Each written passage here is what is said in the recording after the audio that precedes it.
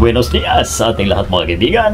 Welcome sa ating channel. At isa na namang video ang ibabahagi po natin sa inyo lahat ng mga kaibigan. Ito ay isang ampli. Ayan. At ito ay may brand na Pioneer mga kaibigan. O, ayan o. Hindi ko na inabot ang may-ari yung nagdala. Pero siyempre before naman niya dalhin ay talagang na-confirm niya na may problema to. So hindi ko natanong hindi ko nakausap mga kaibigan dahil papasok pa sa trabaho ang ating suki. Ngayon, test natin Pero bago yan mga kaibigan, doon sa mga hindi po nakasubscribe sa ating channel, sa munting channel natin, ang Kabalita TV, ay paki-subscribe po mga kaibigan, at at the same time pindutin po natin ang notification bell para updated po tayo sa lahat ng ating videos. Dito tayo. Alright, here we go. Test natin.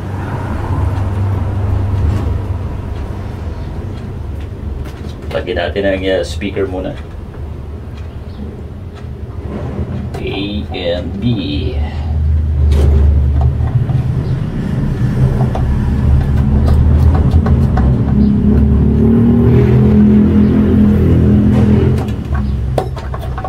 Tansya ko ay matagal lang di ginagamit guys. Grabe ang alikabok sa loob. Parang mapapalaban na naman tayo sa troubleshoot nito. Ayan, nagka-plug na po kami. Laging nakasaksak na po. At may kasama po itong equalizer mga kaibigan. Okay, plugin na natin ang unit. Okay, check natin. Wait lang. So ayan, 220 naman po mga kaibigan. Sinigurado lang po natin. Ito na. Ayan, nag-plug na po natin. Hindi makita ang power. Ito na. Oh. Walang power mga kaibigan na unit. Yung pala ang problema. Walang ilaw. On. Parang may problema ang switch. Ayan, naka-plug na po tayo mga kaibigan. Para masigurado. Ayan. Ang sampli. Ayan lang yan. Alright. Para sa mga hindi, mga medyo may hesitate So walang power ang unit natin mga kaibigan. At yan po ang gagawin natin. So ito na mga kabalita buksan na po natin ang Pioneer.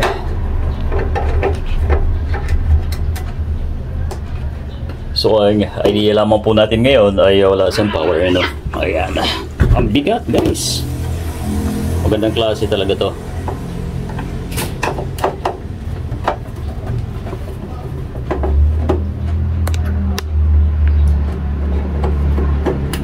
Ayan, apat ang mata natin para sigurado na hindi lalampas ang problema.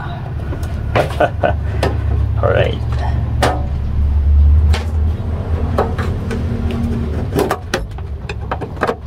Wait, hindi pala sa isa.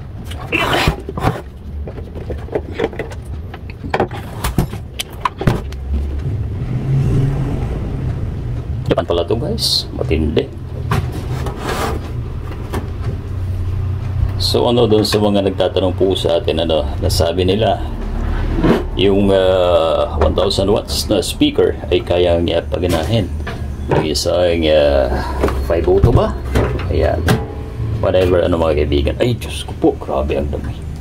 Parang haunted house. Kasi kadalasan po ngayon mga kaibigan, yung 1000 watts na yan ay hindi po totoo ang wattage Kaya magtataka po kayo na gumagana. Kasi ang isang 500 watts na speaker mga kaibigan na hindi po imitation, hindi imitated, mga kabalita, hindi po basta-basta yan, ay talagang napakamahal po niyan mga kaibigan. At talagang yung quality ay mapapansin nyo po, o gaya po ng ampli na to. Gaya niya, grabe ang alikabok. Siguro yung mga ilang taon na hindi ginagamit. So alanganin tayo dito guys. Ayan. Pero since no power check natin ang switch. Gumagana naman Linisin muna natin to mga kaibigan Grabe ang alikabok. Ayan. Oh. Super. Oh, so yun po sa mga nagtataka. Ang kadalasang speaker na nabili po natin, kung hindi legit ang bilihan natin ay hindi po yun. Totoo, parang yung sa solar panel mga kaibigan, yung 600 watts daw po ay halos ganito lang kaliit, Pero ang totoo, hindi po yun ang wattage talaga nun, substandard po yun kung tawagin. O sa mga gamot naman ay generic, hindi talaga yun yung totoo. So there we go, linisin muna natin. So ito na mga kabalita, matapos po natin na linisan ang bahagya, ay ayan, mapapansin po natin ang mga piyesa ay talagang halos wala pang kalawang, mga kaibigan. Hindi gaya doon sa mga labas ngayon na ampli na malinis pero kinakalawang ang piyesa. So yun ang kaibahan ng isang mga branded na klase na ampli, kahit anumang unit o kahit anumang unit, mga kaibigan, ay makikita po ninyo ang kalidad ng isang ampli. Ayan, matapos nating linisin ay taliwas doon sa inaasahan natin na baka kalawangin na ang mga piyesa, pero ayan pa rin po, intact mga kaibigan, halata na orig. So ayun na, punta na po tayo sa ating paghanap ng sira. Lagay na muna natin ang sipi dito. Pero balikan po natin ang video, guys, kasi talagang check ko muna. Unang-una po yung switch natin, Pahaba kasi sobra ang video natin. Ayan. Diyan tayo mag-umpisa, mga kaibigan. Ito na siya mga kabalita, At nakuha na po natin ang power. Naglinis lang po tayo dito, dahil may mga lost connection. Ayan, hindi ko na napakita, dito sa parte na yan ng switch, mga kaibigan. At syempre nag-power na po ang ating unit. Ang problema, ang main problem ay ang volume, yung lahat na control po natin, yung treble, yung bass, yung balance, mga kaibigan, at yung dito sa ating mic. So yan po. So yan po ang papalitan natin ng volume. Tingnan natin kung tutunog. Wala. Ayan. O yun, ano ng speaker natin, wala siyang response. Ayan lang. Ayan. Subukan nating palitan yan, mga kaibigan. Ayan. Pag dito, papansin nyo mawala yun. Ayan, madumi at di na kayang linis dyan. Nakasidi tayo, so yun, ang gagawin natin, palit volume muna.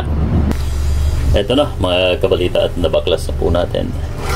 At syempre papalitan po natin ang volume, dahil unang-una walang response ang control natin. So yun muna unahin natin. Pagka napalitan po natin at nag-normalize, ayun na, wala na itong ibang problema, guys.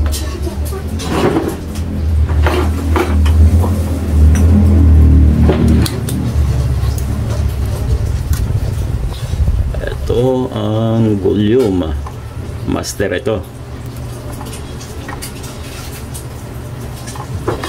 parang kakaiba to,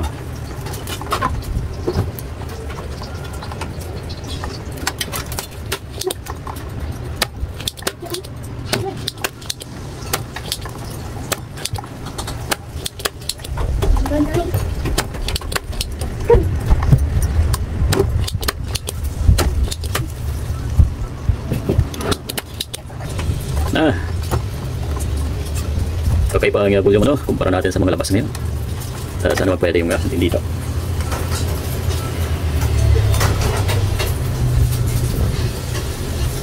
Yan, Japan pa rin, guys. So anong equivalent na ito?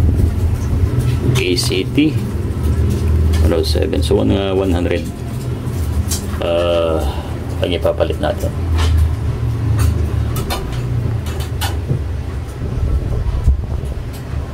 So ito guys, ipapalit natin 100k since ito ay malakas.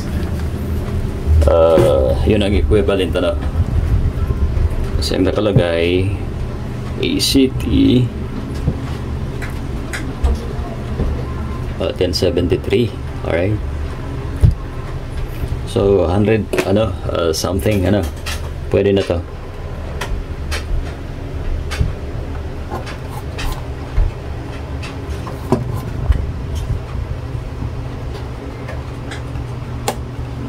Ayan, standard din naman ang ating volume na to.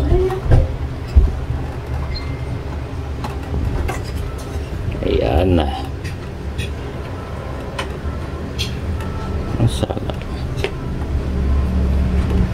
Sala.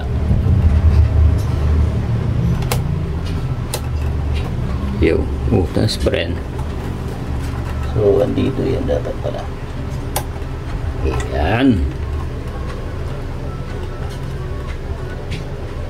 Ayan na guys, no? Ihinang na natin. Pinatatagal pa ba yan?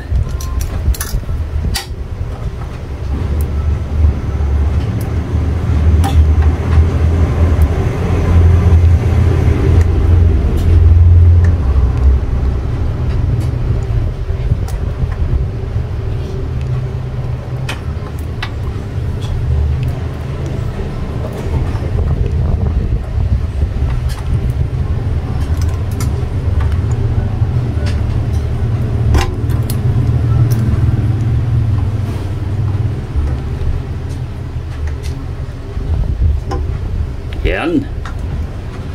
Kaya lang ay test natin ano guys. Ay babalik muna natin ang ibang parts. At nalagay na po natin ang bagong volume control ano. Ito ang pinalitan natin. Ayun ay i-test na natin kung may pagbabago ang ating Pioneer. Ito na, plug in. So yan ang ilaw na guys. Walang tunog. O yun, nag-relay. Check natin. Ayun. Gusto nyo alamin ko ang baho nyo? Ha? Ano? Wow. Ganda ng tunog mga kaibigan. Bilog na bilog. Yan o. Sabi na. Yan o. Halos Tangalin. hindi kayanin ang speaker natin. So good sa ating unit mga kaibigan. Minsan pa ang naibahagi po natin sa inyo na may mag-silbing guide ano. Ayan, idea sa ating mga may hilig gumawa ng ampli ano, lalong-lalo na doon sa mga newbies po natin mga kaibigan. Ano? Okay? Kailangan natin mag-usap. Late na para doon. Tsaka na tayo mag-usap. Sandali! Pwede ba? Umalis ka na! Ano? Lakas! Grabe. Goods na. Ayan, tatakpan na lang po natin mga kaibigan. And then, okay na ang ating unit. Kaunting linis at kaunting kembot. Okay na.